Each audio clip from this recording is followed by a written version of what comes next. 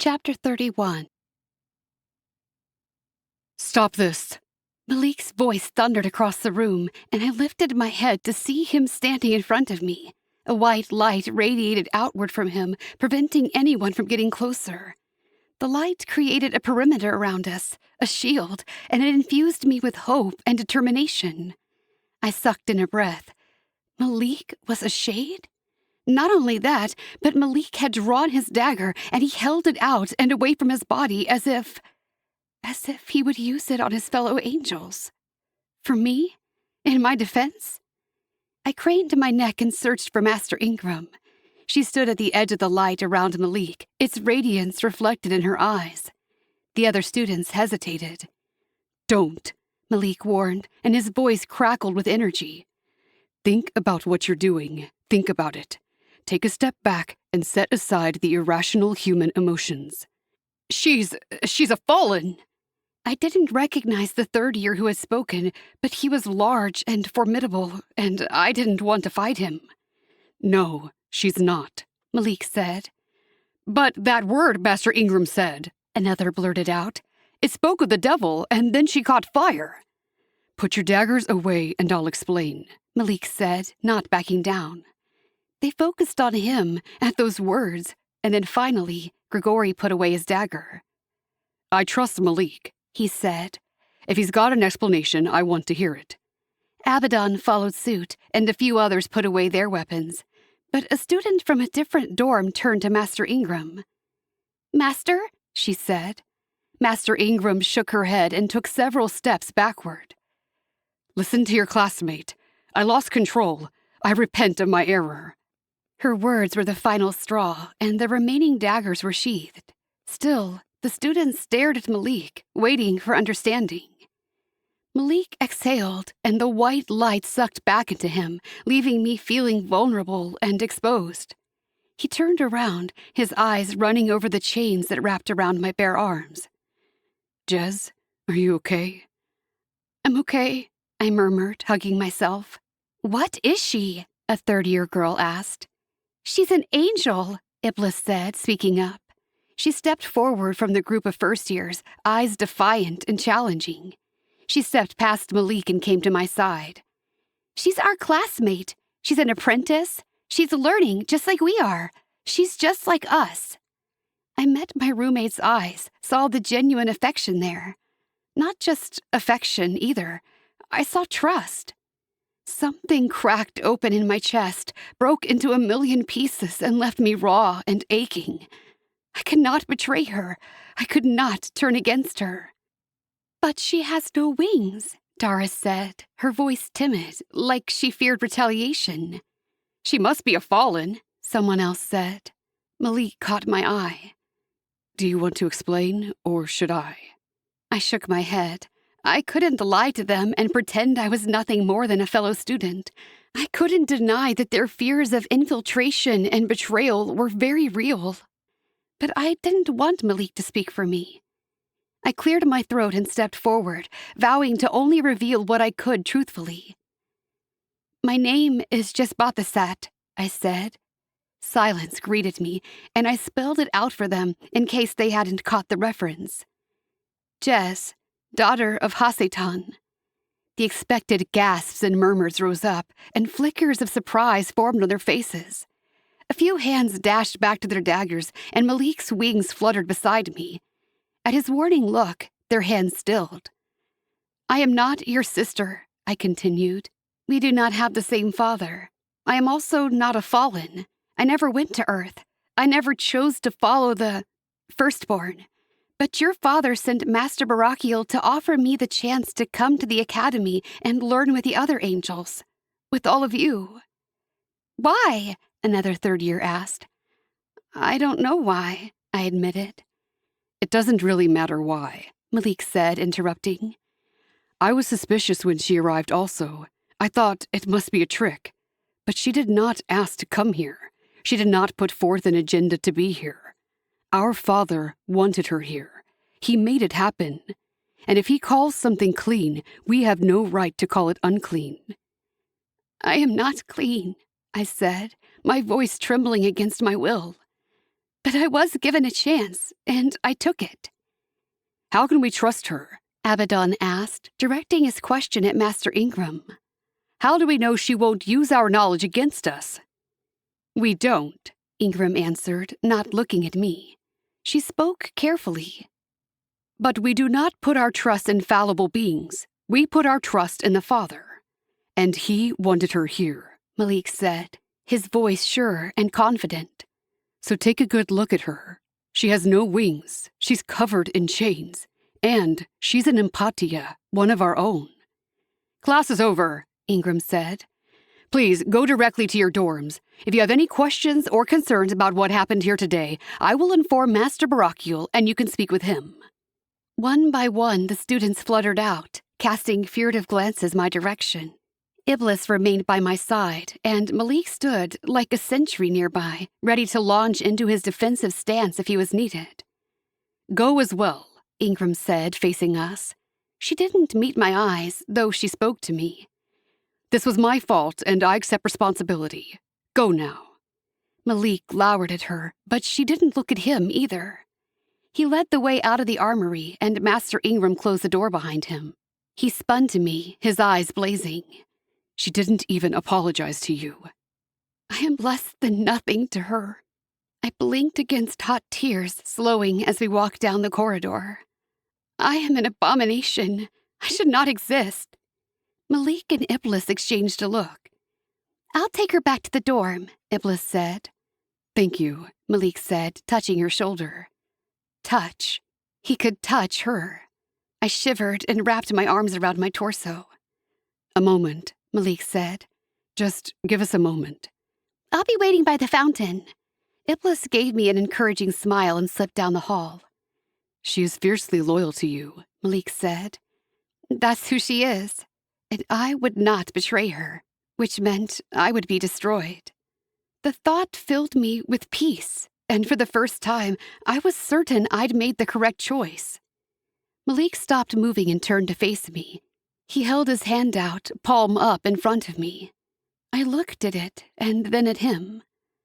I can't touch you. You don't have to. I mimicked him, holding my hand out, but palm down. I moved it toward his, close, closer, until I felt the sizzle between us when our auras connected. A tingling warmth started up in my belly and radiated into my chest, leaving me giddy and euphoric. A light erupted in the space between our hands, enveloping our fingers. You're a light shade, I said softly. You're not the only one with secrets. I lifted my eyes and met his. Was it possible? Could his light eliminate my darkness? I wanted to find out with all my heart. There you are. Iblis met me at the door when I entered our room. Come sit down, she said, ushering me to her bed. She sat down beside me, her eyes brimming with concern, but her lips turned up in a smile. So, Malik? I clasped my hands together, remembering the pulsing energy between us, even though we couldn't touch. Malik. Good choice. I wish I could hug you, but, you're kind of weird about that. I'm weird about a lot of things. How are you feeling? It's out in the open now, at least. You don't have to pretend. No. Acceptance washed over me, and my shoulders wilted. I couldn't have kept who I was hidden forever. It's out now. At least there's no more wondering when the news will leak. What happens now? Iblis probably referred to my classes, maybe to Master Ingram, or perhaps my position in the academy. But I could only think of one thing. My mission. Now, I stand up for who I want to become. I knew he would summon me. The 2 months had reached their end. I was ready. I lay in bed with my eyes open, and as soon as Iblis fell into a restful state, I got up and left the room. I left the dagger under my pillow. The call came as I crossed the quad. Jizbathasat. I'm coming, I said. I braced myself for what was about to go down. The early spring morning held a crispness to the air, but the water gurgled from the fountain as I reached it. The portal opened in the shimmering depths, and I gathered my courage about me like a shield. I would need every ounce of it to stand up to him. I climbed on top of the wall, sucked in a breath, and jumped. The chains tightened painfully around my arms and shoulders, jerking me hard to shield. The water vanished in a mist of heated steam, leaving me outside the crumbling palace that Hasetan called home. Daughter. His voice vibrated around me, shivering up my neck and pulsing in my head. I bowed my head in submission. Did you retrieve the dagger? I did. I kept my face down, my eyes on the ground. Humble, meek. Confronting him would get me nowhere. Where are the 2 followers you promised me? I was unable to bring them, I said. Silence followed this proclamation, and his shadowy figure emerged from the flaming background. He walked around me, a blurry darkness that sucked at the courage in my soul. You were unable to, or you chose not to? Resolution, Jez, I told myself. I straightened my spine and spoke with as much clarity as I could manage. I have made my choice. Choice? Something like amusement riddled his voice. What choice do you think you have? Fear raced down my spine, but I swallowed hard and stood my course. The choice I should have been given in the beginning. I choose to follow. I couldn't bring myself to speak his holy name. Instead, I said, I choose to be light-led. Hasetan said nothing for a long moment, but I sensed him circling me, his fingers of darkness whispering around my neck. So be it, he said at last, his tone neutral. Give me the dagger, and I will set you free. I sucked in a breath, my shoulders relaxing.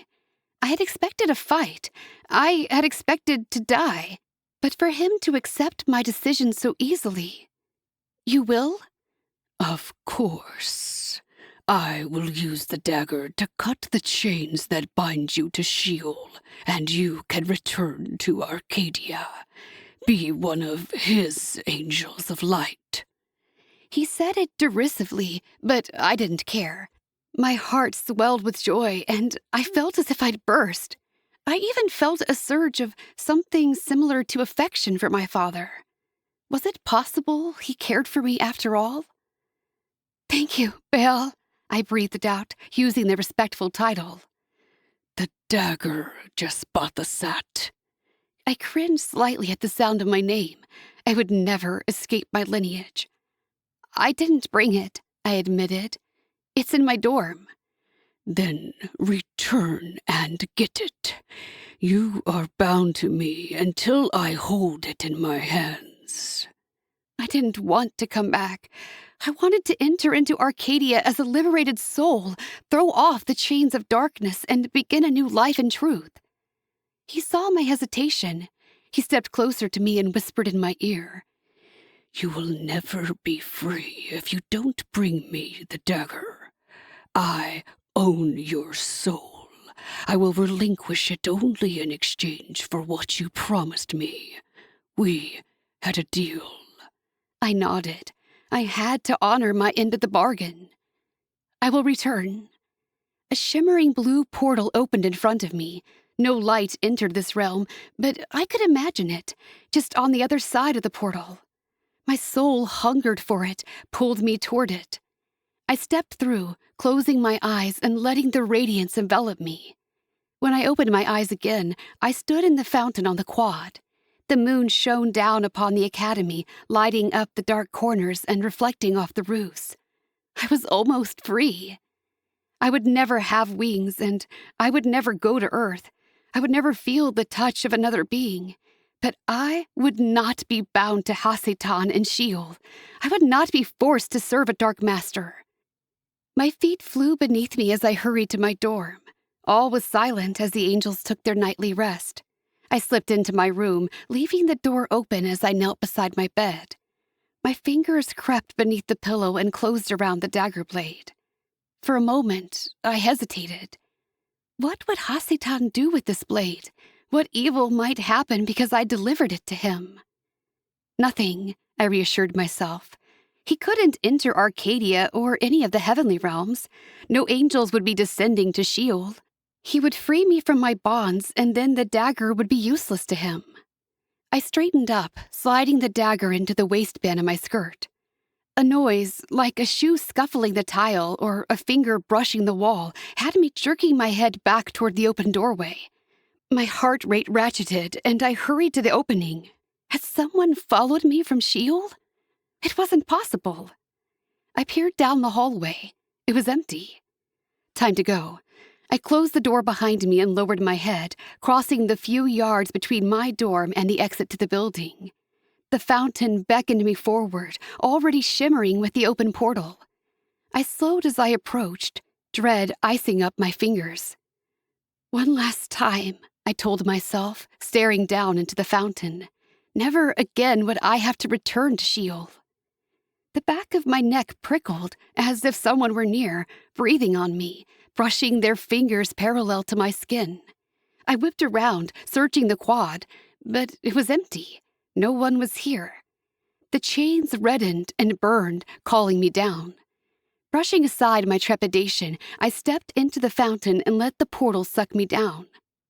I steadied my feet as soon as I arrived. "Hasitan?" I called, looking at the silhouette of the Black Palace. A noise thumped behind me, and a bright light sliced across the open field. I pressed my hands to my eyes, momentarily blinded. In the next instant, the light diminished. Well, well, well. Hasitan appeared to my right, but he wasn't alone. 3 Forsaken surrounded him, the blackness around them like a vacuum, sucking up any joy or relief I might have felt. "Why did you bring them?" I asked cautiously, suspicion lancing through my heart. I told myself to keep calm. You brought me someone after all. Brought? What? Suddenly, I remembered the thump, the bright light, and I whipped around, fear beating at my throat. Someone had followed me through the portal. An angel lay in a crumpled heap behind me, dark wings open and covering the body, concealing the identity. The angel's light was fading fast, dissipating into the vacuum of Sheol. One pink shoe poked out beneath the wing, and my heart lurched. Iblis! I darted forward, calling her name. Iblis! Iblis, wake up! She is merely stunned from the journey. She will wake and be in terrible pain when she does, Hasitan said. The darkness will rip her to pieces as it tears out her light. I could save her and turn her into a fallen, but I'm afraid she has too much light. She wouldn't make a good recruit, but I give you points for effort. The Forsaken stepped closer, and I could just make out the hunger gleaming in their eyes. Hasitan looked at them as well. An angel to feed upon, he mused. The agony and terror would fuel them with delicious nutrients for years, especially if they can keep her alive. Feed on her until her soul slowly fades away. Iblis's body trembled, and she groaned, and then a terrible scream escaped her lips. The Forsaken lurched forward. Chapter 32. "Stay back!" I shouted at them. I stood in front of her, spreading my hands out, trying to protect her. Then I remembered the dagger, and I jerked it from my waistline. "I'll send you back to the depths," I growled. Not a life sentence, but they wouldn't be able to return so easily, and they would not be able to satisfy their hunger. Iblis screamed again, and it awoke something in me. I felt her pain, her terror, her despair. I closed my eyes and breathed it in. No, this was not my nourishment anymore. I opened my eyes and fought off the desire to feed from her soul. "Jez!" Iblis cried. I focused on her. She had sat up, and her wings enveloped her, cradling her. She pressed her hands to her head and screamed again as tendrils of darkness snaked around her torso, danced around her face. "Help her," I said to Hasetan, my voice trembling. "Give me the dagger," he said. Yes, the dagger. I had promised him. I looked at the green and purple weapon gripped in my hand and becoming a part of me as natural as taking a breath. I did not want to let it go. "We had a deal," he growled, and Iblis shrieked in pain as fire erupted from the ground, licking at our bodies. Her body was not like mine. She wouldn't be able to withstand this. I looked back at her face. Tears streaked her cheeks, but her eyes were focused on mine. "You stole the dagger for him?" she said, her voice thick with pain and betrayal. My heart twisted. I couldn't deny her words. "Yes." "You were everything they said you were," she shouted. "This whole time, I believed in you, and you were working for him?" "You cannot take evil out of a creature of darkness," Hasetan cooed, stepping beside me. "It's a hopeless endeavor to redeem a devil." He looked at me and smiled, almost tenderly. "You must realize that, my child. You might try, but you cannot change what you are." No, his words couldn't be true. I was changing. I wasn't the same anymore. Flames leapt up around us, catching Iblis's hair on fire, burning her clothing. She shrieked and writhed in agony. "The fire will destroy her," Hasetan said. "It will take the person she is and twist her into a demon, an unrecognizable creature of darkness. The pain will consume her. Give me the dagger." I faced him, angry and desperate. "Then you'll help her?" "Yes." Then this was my choice. I took a step forward and flipped the dagger around, holding the hilt out to him. Hasetan took it. I glimpsed the veiny, bumpy flesh of his hand before it morphed into clear skin like my own. He held the dagger carefully in his hands, as if it were delicate, as if it were glass and he didn't want to drop it. "At last," he whispered, "I have a blueprint." "Your turn," I said, my body quaking with each of Iblis's screams.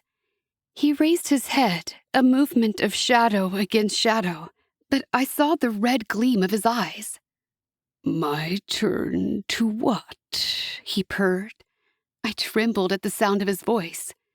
"To set me free, to help Iblis." He laughed, a low, rumbling sound. "There is no freedom for you." Cold filled my soul, stretching outward from my heart to my fingers and toes. "What?" "I created you. You are bound to me, bound to Sheol." "But what about—" "What about what?" he sneered. "Our promise? Our bargain?" He laughed, an evil, pernicious sound. "Never make a deal with the devil, just that."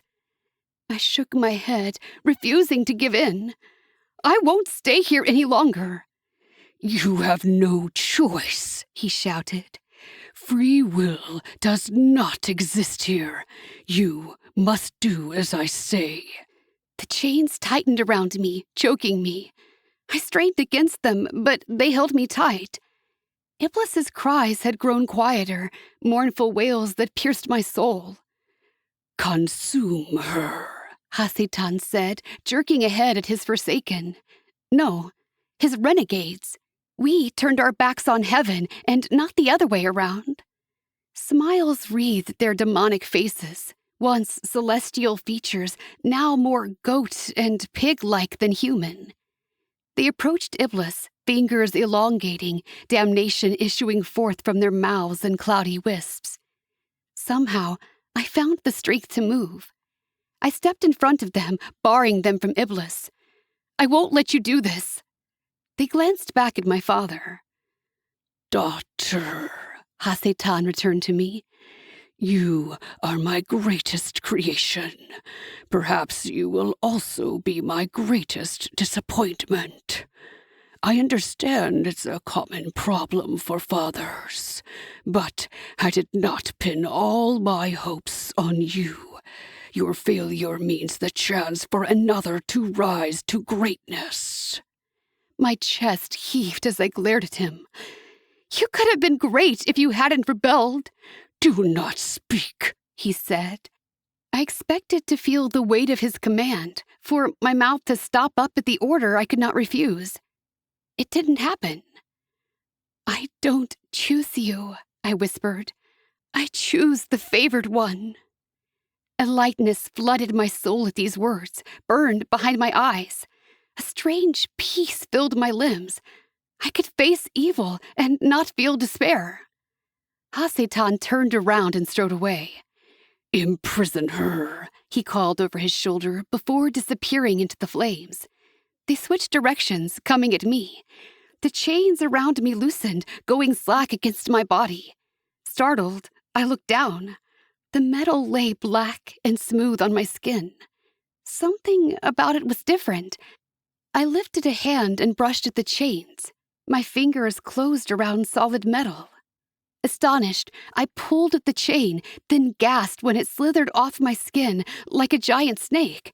It uncoiled and fell at my feet with a rustling clang. The renegade stopped and stared as well. I yanked on the chain, trying to discern the end, and it snapped in my hand.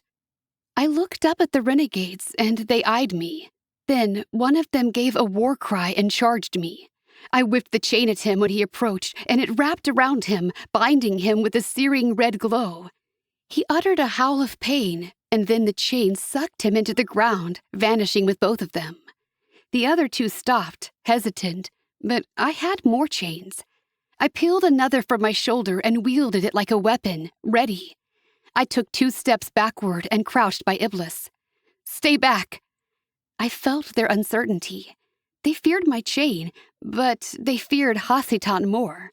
I readied myself. They came at once, both of them.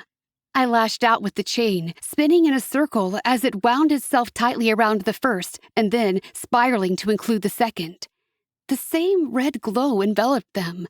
Their screams echoed around me as they were swallowed by Sheol. More would come, and I only had 2 chains left. I needed to get Iblis back to Arcadia. My hands trembled as I held my palms over her body. I didn't know how to open a portal to Arcadia, and even if I did, I didn't know how to get her through it. I would have to touch her, and the pain would be terrible. But it was my fault she was here, and I wouldn't let her be destroyed by the blackness. Somewhere, her father was out there. Surely he would see her and aid her in this moment. "Help me," I whispered, squeezing my eyes shut and hoping he would hear someone as unworthy as I. Bracing myself, I scooped her into my arms. It was like holding a blazing sun against my body. I did not register the sensation of her wings or the raw, burnt edges of her clothing. I registered only the feeling of my skin melting, peeling from my body in layers, exposing muscle and sinews, ichor bubbling up around the wounds. Silver ichor, not black like a demon's, but silver, like an angel's. A blue portal spiraled open at my feet. I stepped through it, holding Iblis in my arms. We came out in the fountain in Arcadia, and I doubled over, Iblis tumbling from my arms onto the hard ground below, her clothing stained with my ichor. It was still night. Had time even passed here in Arcadia? We'd made it back, but Iblis didn't move, didn't stir.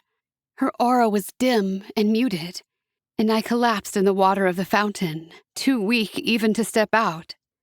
I managed to roll myself onto the edge and then flop onto the ground beside Iblis. We needed help, but I didn't know how to get it. I lay there, staring at the black sky with the brilliant moon, agony in every part of my being. My body trembled, my spiritual matter reacting to a pain as real as to a physical body. Without my agenda, I didn't know how to reach anyone. My fingers spread on the ground, pressing into the paved concrete. I would surely be imprisoned for what I had done.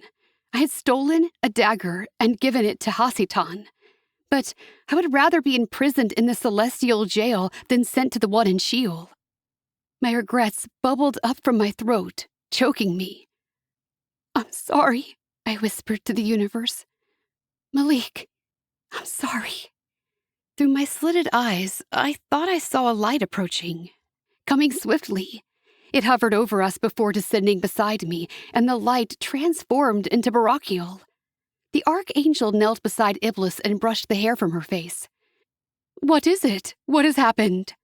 I hadn't noticed Master Salafiel until she spoke. "They are both badly wounded. Fly her to the healers, quick," Barakiel said. Salafiel gathered Iblis into her arms. Her wings, usually kept hidden, spread out from her body in a ray of golden shine. In an instant, she and Iblis turned into a pillar of light and vanished. Barakiel's face appeared above mine, worry lines creasing his forehead. "Now, what to do about you, little one? How do I get you to the healers without hurting you further?" His voice held neither chastisement nor judgment, only concern. I closed my eyes as a few more tears leaked out. "Elder Master Barakiel?" I sensed another being crouched beside us, and I knew him. I knew his spirit enough that I could feel his presence beside me without opening my eyes. "Malik, why are you here?" "I felt Jez." "Curious. Stay with her. I cannot take her to Shamayim, but she needs healing. I will return." I cracked my eyes open and watched the majestic glory of Barakiel's wings as they spread out behind him. And then he was gone also. "I'm here, Jez." Malik lay on the ground beside me, his wings folding over me. Not close enough to touch, but close enough that I could feel the strength of his aura. His light enveloped me, burning and stinging my raw and exposed flesh, and I uttered a moan. "I wish I could help you," he whispered. He wouldn't stay, not after he knew what I'd done. I did not have the strength to tell him, nor did I want him to leave. So I closed my eyes again and let his strength infiltrate me. I had the sensation of time slipping around me, pulling me in and out, but my soul required rest. I did not object. And then a moment came when I no longer needed it. I opened my eyes and found myself in a white room surrounded by tall windows. I sucked in a deep breath, the fresh, cool air filtering into my lungs. I felt different. My hands clenched soft sheets beneath me. I was on a bed. Where? "Welcome back, Jesbathasat." I turned my head as Master Barakiel came into the room. Memories flitted through my mind, of sneaking off to Sheol with the dagger, turning it into Hasitan, fighting off the renegades, and bringing a diminishing Iblis back to Arcadia. "Iblis," I said. Barakiel sat at a chair beside me. "She was nursed back to light under the care of the best healers in Shamayim. She resumed classes a few weeks ago. You, on the other hand, underwent an entirely more difficult procedure." He pulled out a tablet and typed something out. Weeks? How long had I been here? How did I get here? "The Father sent angels with special gear to help us move you without injuring you further. I could not shield you sufficiently to keep the light from harming you, if we touched you, and you had already been significantly damaged."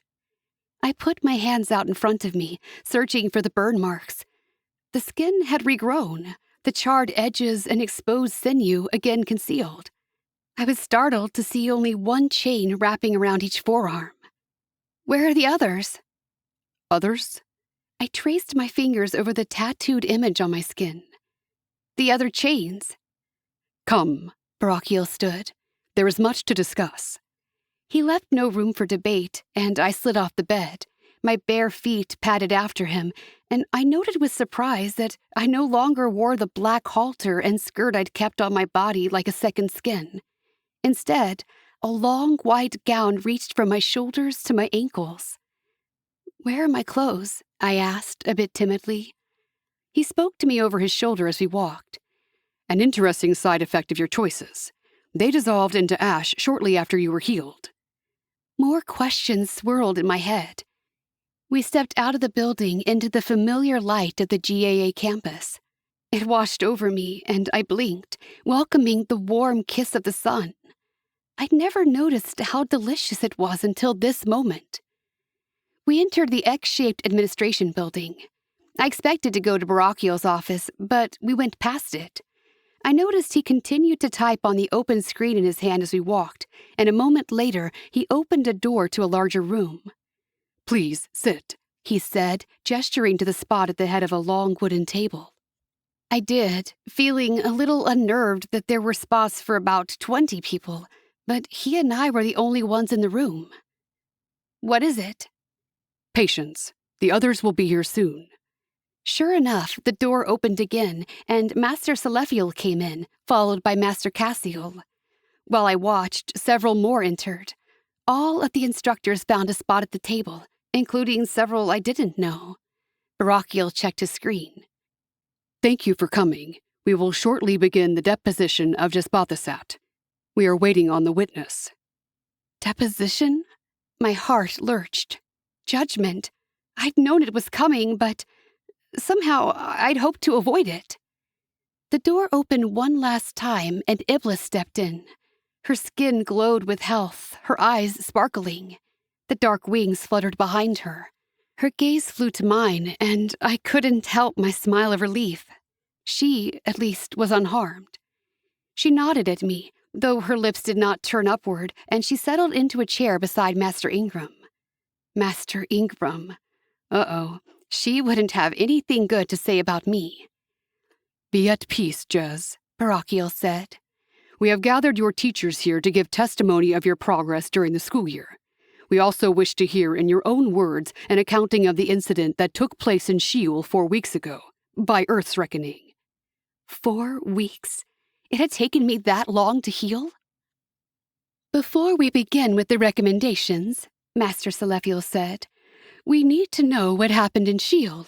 Please, start from where you think is a relevant starting place, Jez, and leave out no important details. What brought you to Sheol, and what has become of the dagger? Coldness raced across my shoulders. Of course they knew about the dagger. I bowed my head, my shame heavy on my soul as I spoke. Chapter 33. Hasatan allowed me to come to the academy because he wanted me to acquire the knowledge given to the angels, but he had plans also. His intent was to use me to influence other students and bring them over to his side in Sheol. Much as a Temtari do on Earth, Elelis said. I nodded. I met with my fellow students and evaluated their weaknesses in the same way I evaluated mortal weaknesses in humanity during my time as a Temtari. I hated using that word, but it was the correct word. That was what I'd been. I learned which ones were most likely to be deceived by half-truths. I could not look at Iblis as I spoke. Now she knew what kind of a person I truly was. Hasatan commanded me to bring him 2 of my classmates and one of the daggers used against the 4 renegades and the fallen. Where did you get the dagger? Master Ingram asked. I stole it. Why mince words? One of the daggers called out to me. I crept into the armory after class and took it. Because Hasatan told you to? Ingram said, her tone deriding. And you did exactly what he asked you? Master Sabriel said, her voice incensed. My face burned. Yes. She obeyed him like a mindless slave, Ingram said, sounding triumphant. I ask you to recall, Barachiel said, that there is no free will in Sheol. Jespathasat was not given the choice to disobey. It was not an option. And yet, he faced me now. You returned to Sheol and Hasatan without any of your classmates. Except Iblis, Master Ingram said. I followed her, Iblis said. She didn't convince me to come. I dared a quick glance at her, but her face remained neutral. Continue, Jez, Barachiel said. Why did you return to Sheol alone? I went back to tell Hasetan I wouldn't do it, I said, my face down. You fought off his commands? Master Selephiel said, her voice unreadable. Even without the ability to make your own choice? I tried. And you gave him the dagger then? Barakiel asked. No, I did not take the dagger with me. I was not going to give it to him.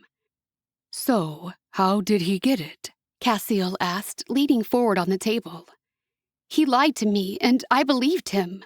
He told me he needed the dagger to cut my chains so I would no longer be bound to Sheol, no longer be his slave. So I returned to my dorm and retrieved the dagger. When I returned to Sheol, Iblis came with me. Her spirit was dying. Hasetan promised to save her and free me in exchange for the dagger. And I gave it to him. My head slumped forward, the hair falling across my face. Master Selephiel spoke. At that point, Hasetan had you both in his clasp. He could have sent you to the angel prison. How did you escape? I lifted my face again and met her furrowed brow. Hasetan left us to the renegades, but when they tried to take Iblis' spirit, Here I hesitated. How could I explain this? The chains that bound me fell to my feet. I was able to use them to bind the renegades and keep them away from us long enough to bring Iblis back to Arcadia. Then Master Barakiel found us. I shrugged. I don't clearly remember the rest. Ingram shook her head. This doesn't make sense. There are too many unanswered questions. How could the chains come off? How did she create a portal to Arcadia? How was she able to touch Iblis? How did Barakiel know to get them? The whole thing reeks of a plot. Hasetan is still pulling the strings. She's an infiltrator trained in the art of deception. Jez, Barakiel said, his tone mild. Can you explain? I took a deep breath. I don't know about the chains, and I don't know how Barakiel found us, but I knew I had to get Iblis back before her spirit was destroyed, so I broke off, not sure how to say it. I asked her father, the father. You prayed, Remiel said, his voice still. Was that what it was? The very idea of a being like me uttering a prayer was sacrilege. However she did it, the portal was opened, Barakiel said. The father woke me from rest, and I followed his instructions to get to the quad immediately. There, I found them both severely injured. Although Jez succeeded in carrying Iblis to Arcadia, her soul wasn't prepared for the light, and it damaged her even more than the darkness of Sheol damaged Iblis. At great personal cost, she saved her friend. Iblis. Master Selephiel turned to my roommate. What do you remember? Is there anything you can add to this? Why did you follow Jez? I heard her get up and leave the dorm, she said, focusing her gaze on me. A few minutes passed before she returned, but she left the door open to our room, so I knew she was leaving again, and I decided to follow her. She blinked, eyes casting downward for a minute. I hid behind the door in the hallway, then crept out to the quad. As soon as Jez leapt through the portal, I did too. Did you know where you were going? Selephiel asked. No, I don't remember arriving either. I remember feeling horrible pain in my body, in my soul, like cracks of darkness shooting through my skin and ripping me apart. When I opened my eyes, we were surrounded by flames. The agony was almost unbearable, splitting me into pieces. But I saw Jez talking to 4 men. 4 men? Remiel asked, jerking forward. Well, I don't really know. 4 creatures? I couldn't see anything except dark shadows. She pulled out the dagger, and she admitted she'd lied to us. Then she gave it to one of the creatures. That's all I remember. You don't remember her bringing you back? Selephiel asked. Iblis shook her head. If she brought me back, great, I'm glad, but I don't remember. And she wasn't sure she believed it. Believed me. I blinked back the burning of tears. I'd lost the trust of my closest friend at the academy. My only friend, really. She gave Hasetan the dagger, Sabriel said. She was tricked, Elelvis said. Allowing yourself to be deceived is not an excuse for sin, Ingram said. We are not here to render judgment, Barakiel said. We leave that to the Father. We are here to gather the facts and decide Jethbathasat's future at the Academy. Ingram sucked in a breath. What difference does it make what we decide if the Father hasn't made a decision yet? We make our decisions separately. Now, please consider everything you heard in the testimonies of these two angels while you ponder on what you've personally observed in the classroom setting with Jez. Barakiel turned to Sabriel. Master Sabriel, what have you observed of Jethbathasat? Sabriel lifted her head as she addressed him. I'm master of the creations class. I've watched Jez struggle in this class, as creating beauty and life is clearly foreign to her. But she comes and puts forth a good effort. I believe with continued practice and with the correct mind shift, she will prove capable of creation. What is your recommendation? I recommend Jethbathasat for continued education. I inhaled quietly. I thought I was on trial here, but no, they were deciding my future at the Academy. It wasn't possible they would let me stay. Could I actually stay? Then my hope sank like a rock to the bottom of the sea. After what they just heard, they would not let me. I was too dangerous. Master Remiel, I have Jez in my remedial history class. In the beginning, I could clearly see her warring with her former education and the facts I taught her. But she did not show a rebellious or belligerent spirit, and I've seen significant changes in her tone and attitude in class. She brings thoughtful questions and has proved to be teachable. I recommend her for continued education. Remiel and Barakiel nodded at each other, and then Barakiel said, Master Elelith. Jez participated in my group therapy class this year. While she was not very forthright about her past and history, under the circumstances, I considered it an acceptable action on her part. She has shown a surprising amount of empathy and compassion for her classmates, especially considering she never experienced the full range of human emotions and experiences. I believe her capable of growing a conscience and exercising judgment, as well as demonstrating understanding and sympathy for human folly. I recommend her for continued education. Beside him, Master Ingram took slow, deep breaths. She focused on the table in front of her, her chest heaving with each movement. My eyes fell on her, as did Master Barakiel's. Master Ingram, speak your piece. She slowly lifted her eyes, and they burned into mine. I doubted her from the beginning. She's an evil being, created from darkness, and has shown all the traits of her creator. Insincerity, deception, disloyalty, dishonesty. Her classmates do not accept her. She is not an angel of light, and she has clearly demonstrated her willingness to betray those who have shown her kindness and offered her a chance to change. She will not change. She cannot change. I know we preach that all can change when they accept the light, but she is not one of the Father's children. The rules do not apply to her. I do not recommend her for continued education. Her words seared into my heart, and I swallowed hard. I deserved that. Everything Master Ingram had feared about me had proved to be true. Barakiel nodded, then he faced me. I was chosen to escort Jethbathasat to Arcadia from Gehenna. I've seen many changes happen to the angeling in the time since she was brought here.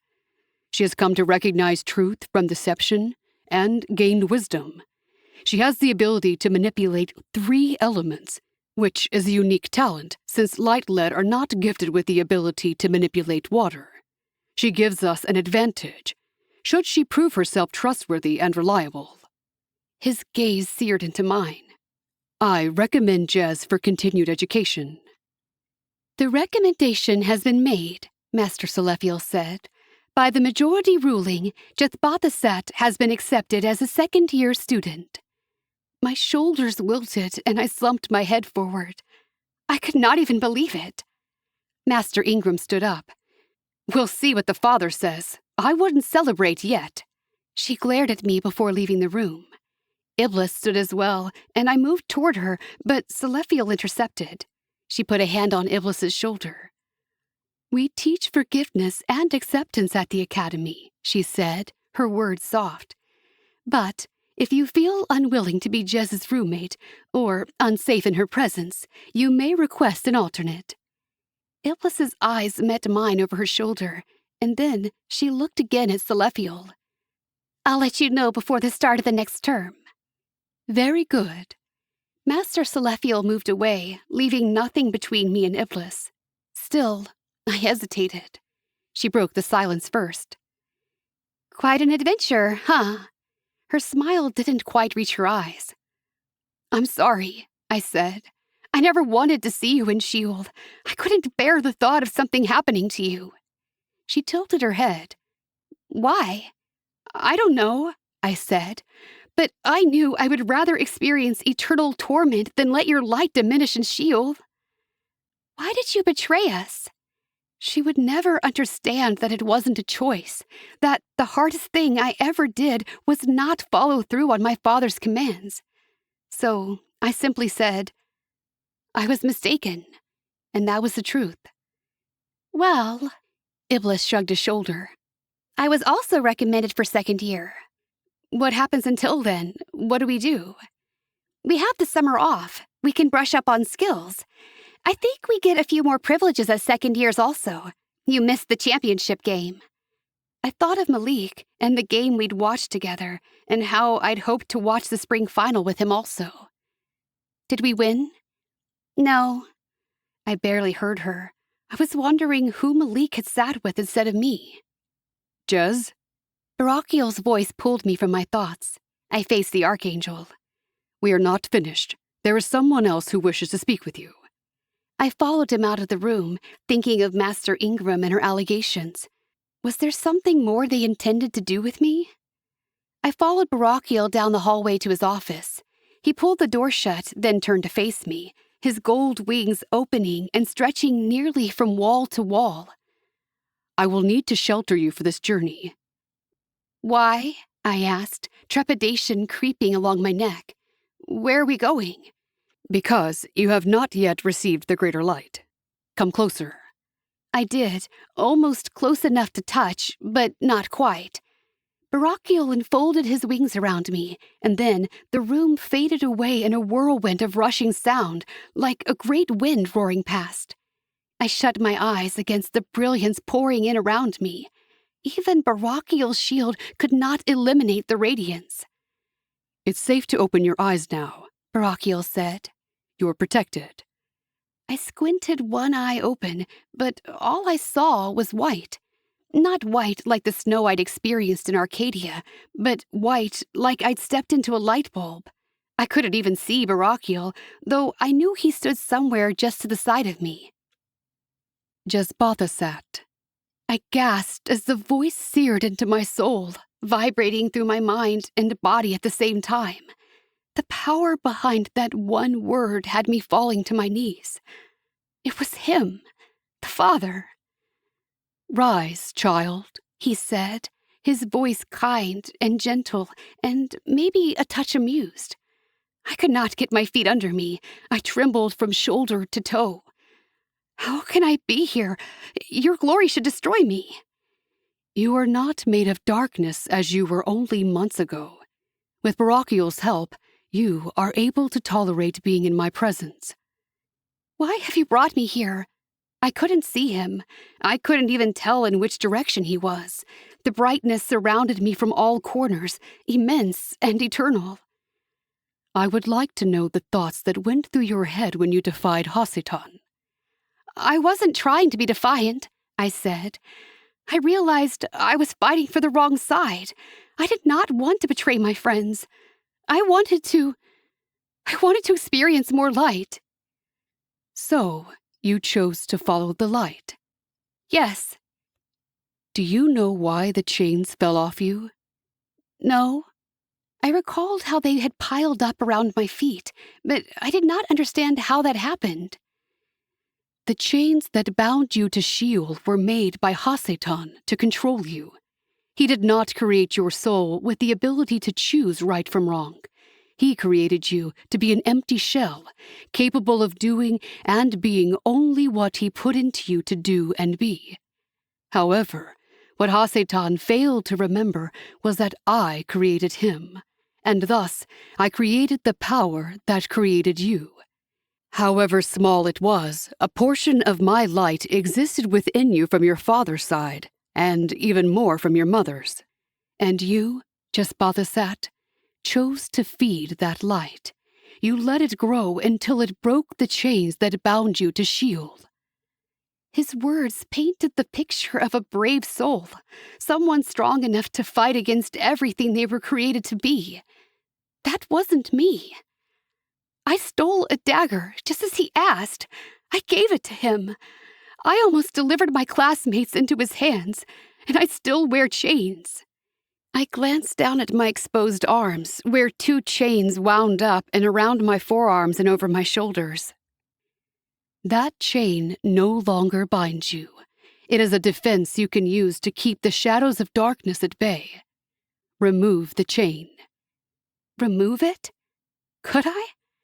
I scratched at the metal engraved on my skin, and, to my surprise, my fingernail caught on it. My heart rate quickening, I pried it up and then gave the chain a great snap. It whipped in front of me, whistling through the air. I inhaled.